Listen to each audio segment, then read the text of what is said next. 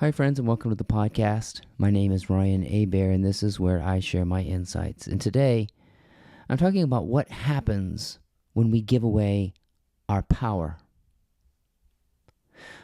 This phenomenon is what makes us feel weak, inept, incapable. When we project onto other things outside of ourselves that seem to have power over us.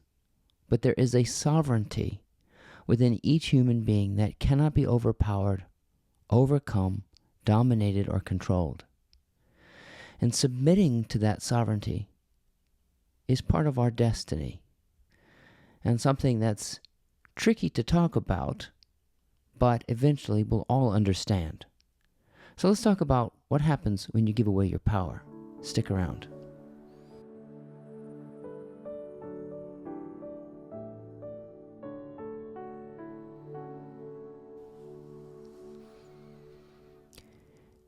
Giving away your power is another way of saying that you betray yourself. And I love this language, when we betray ourselves. And how do you know that you're betraying yourself? You end up doing things you don't like or that you don't want, all in the name of maybe helping others, being nice to others, in so much that you feel like your responsibility is to maintain, prevent,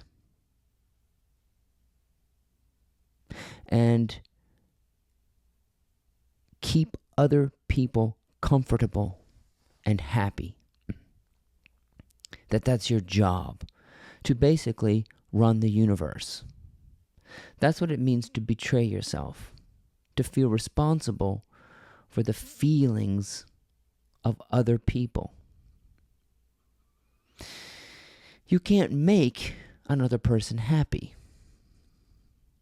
If you feel that you can, you are projecting upon them a power over you.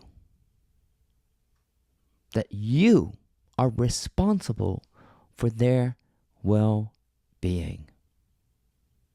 This is another way of saying you're a people pleaser, but that you have betrayed your nature. And the responsible party is you. And this is often seen as selfishness. But great spiritual teaching is constantly pointing towards, to pay attention to ourselves. The Buddha was talking about paying attention to yourself. Gandhi was talking about paying attention to yourself. Jesus was talking about paying attention to yourself. But we don't quite understand what that means, to pay attention to yourself.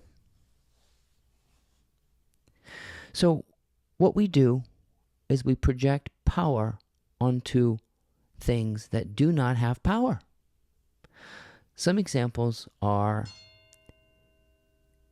sweet foods, junk foods, addictive substances. That we can't have sweets in the house because they have a power over us. You see? That you can't go to a party where there are sweets and desserts and cakes because you can't help yourself. You see? So you admit that you can't help yourself. Which means I distrust my body. I distrust myself. I distrust my hands. I have a quick temper. I can't trust myself around these people. I can't trust myself to say the right things.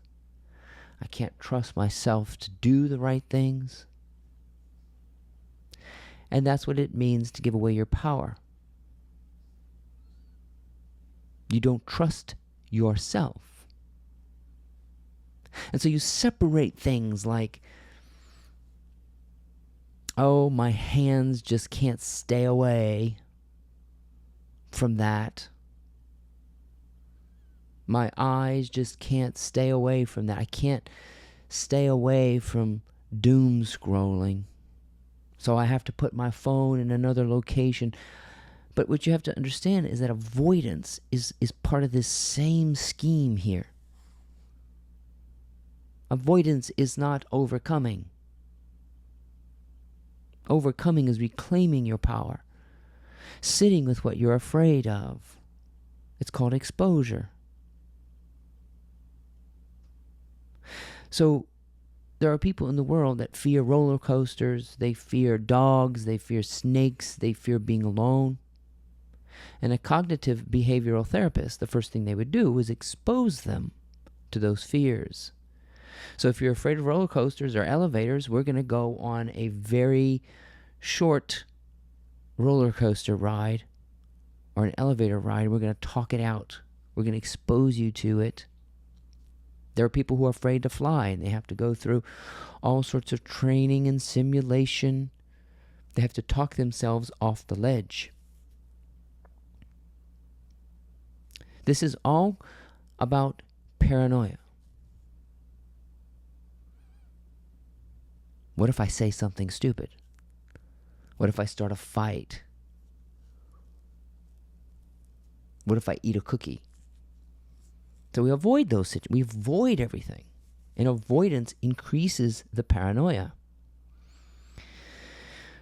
So understanding your sovereignty is understanding that the source of fear is simply you. The fear is coming up in and through you. And there's a confusion about the source of it.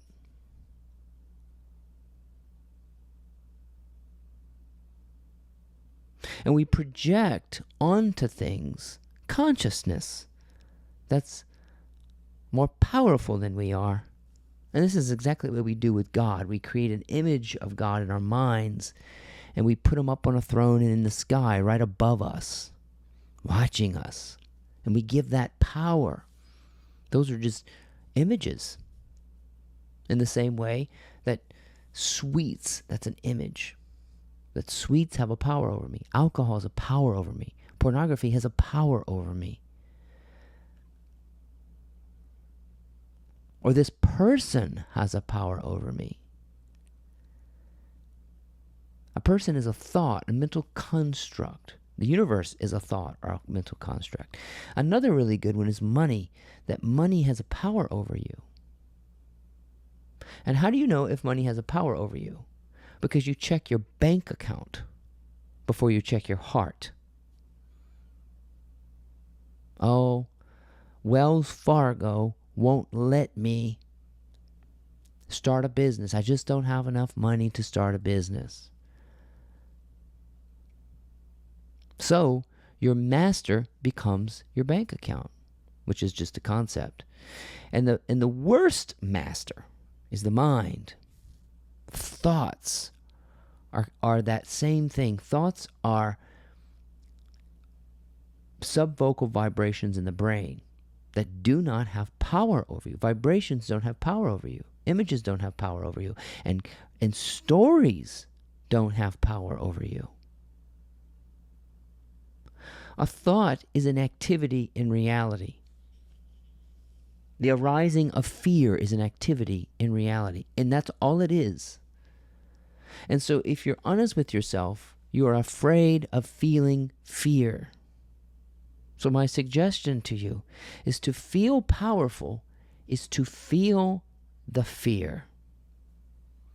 Feel it until it's dissipated. So expose yourself to the condition. Let's take loneliness or being alone. I want you to sit in a room by yourself alone and breathe until you feel the subsiding of that tension.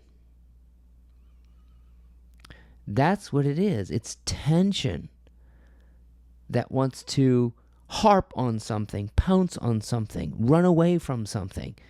That is a primitive way to live. And giving into that is giving into the ego, which is a mental construct. In admitting that you have sovereignty over yourself. Now, this is tricky for people. There is a sovereignty over the individualized self, the connectivity of all. Yes, you might say I'm pointing to God, but God is a concept. I'm trying to point to the timeless, spacious, non-thing that is revealed to you in space, which to a lot of people is nothing to pay attention to. Why would I pay attention to space? Something about the proportions beckons us to this, that the universe is 99.99999% space. Someone ought to look into that.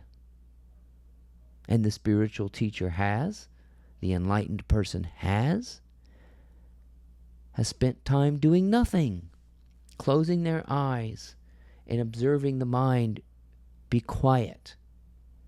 See, this seems like a waste of time to your normal person. That's not going to be powerful. There's nothing in the silence for me. But this is our training. This, for a lot of people, nothing is a last resort. And I am saying to you to turn to it as a primary means of escaping the torture of giving concepts power. When you discover the freedom and sovereignty that you are, you will no longer reach for anything, desire anything, crave anything. You will no longer feel anything missing, or that anything has a power over you, even your worst nightmare. And what this sovereignty does for you is it helps you to listen to a thought, if you have a thought, and say, you know what? I just don't believe it. I don't believe my thoughts anymore. Even the so-called positive ones. Thoughts are an activity in reality, are more closely aligned with reality. The nothing out of which thoughts come. And in that, you realize there is no power of your own, because there is no self that governs, rules, dominates, controls. Trusting that allows you the freedom from your own suffering and misunderstanding.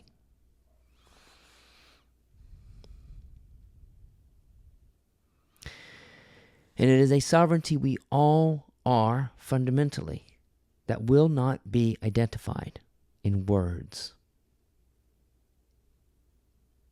It will be encountered in stillness and silence.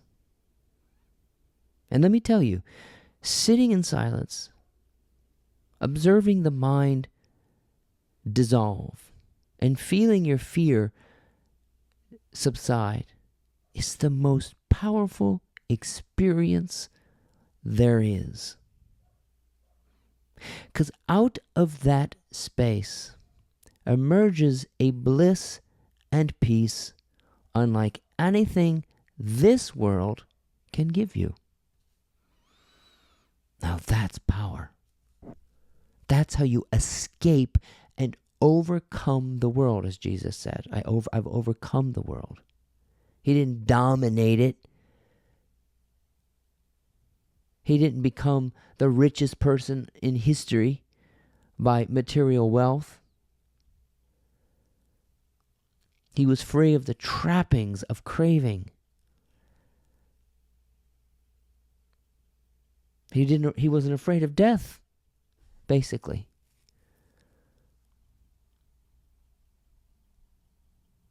So when you give away your power, imagine what has power over you. Is it your debt? A lot of people think debt has a power over them. Is it your spouse? That's because you've projected upon them a certain dependency. Is it your boss? Is it your body? Are you trapped in an obese body? Well, you've given the body power. You've created the body turned it into a monster. The only way to ever turn any situation around is by accepting what is, loving what is, relinquishing the sense of individual control, and surrendering to your own sovereignty. Yeah, that's it. People say you got to surrender to God. Bullshit. You surrender to your own sovereignty, your own holiness, your own sacredness. You will never know yourself. Respect that. You will never control yourself or others or the environment or anything. Accept that. You will never outsmart the future. You don't own the future. You will never reverse the past. You cannot dominate the past by retelling a story that makes you feel better about it. The only way to heal all of this is to bring it together in a gap called silence. And there, you'll have a conversion and understand more of the relinquishment of control and power. To many, that seems weak. But that's how you reclaim it, becoming a servant to love. That's all. A servant to the unconditioned. Joy and bliss in the eternal present moment. So I ask you, does your bank account have power over you? Does your body have power over you? Does your disease have power over you? Does your condition have power over you? Do your thoughts have power over you? Well, let me tell you something.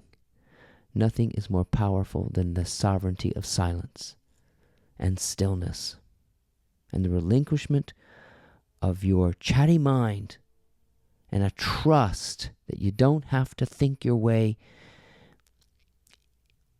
through life. Nor are you responsible for the weather, people's feelings. You're not even responsible for your own feelings. How about that? There's no one you are responsible for.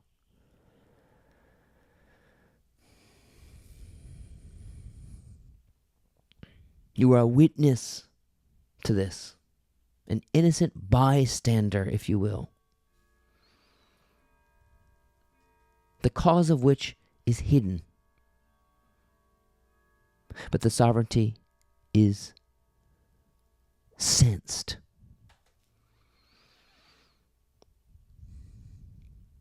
And we claim it by knowing we don't have control over it because we are it.